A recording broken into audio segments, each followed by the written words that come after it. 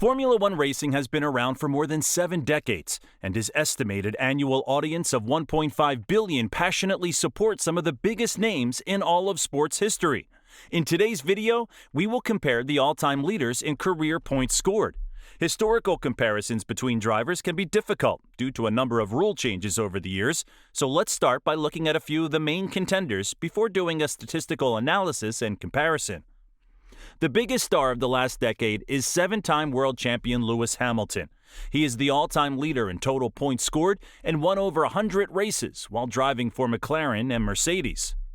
Michael Schumacher is the only other driver to win 7 championships and is the only one to have done it 5 times in a row. He is in second place on the all-time points list and holds the record for most fastest laps. Ayrton Senna was the biggest star of the late 80s and early 90s, winning a total of 3 championships during that time and considered the best driver in wet conditions. He is in 9th place on the all-time total points list. The first decade of Formula One racing was dominated by Juan Fangio, and he comes in at number 42 on the all-time points list, mostly due to much shorter seasons with fewer races in the 1950s.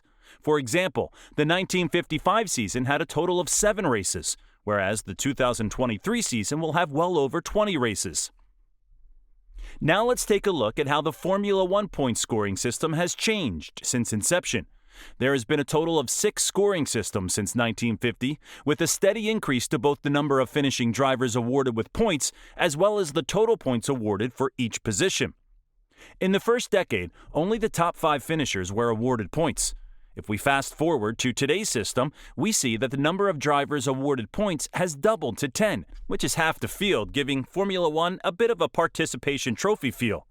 We will use the scoring system in place between 1962 and 1990 for comparison purposes, since it was in effect the longest.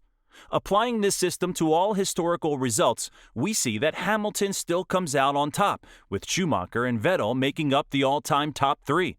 Fangio comes in last with less than 300 points, but this is again a result of participating in fewer races compared to modern drivers. However, if we look at the average points scored by race, a very different picture emerges. Fangio jumps to first place and is the only driver to average more than 5 points per race when applying our chosen scoring system.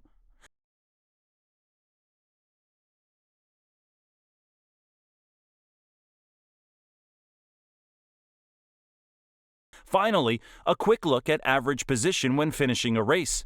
Fangio again leads the all-time list, with only him and Prost averaging podium positions. Let us know in the comments who you think the greatest Formula One driver is. Will Hamilton become the first driver to win 8 championships? Also, let us know your ideas for future videos. See you next time.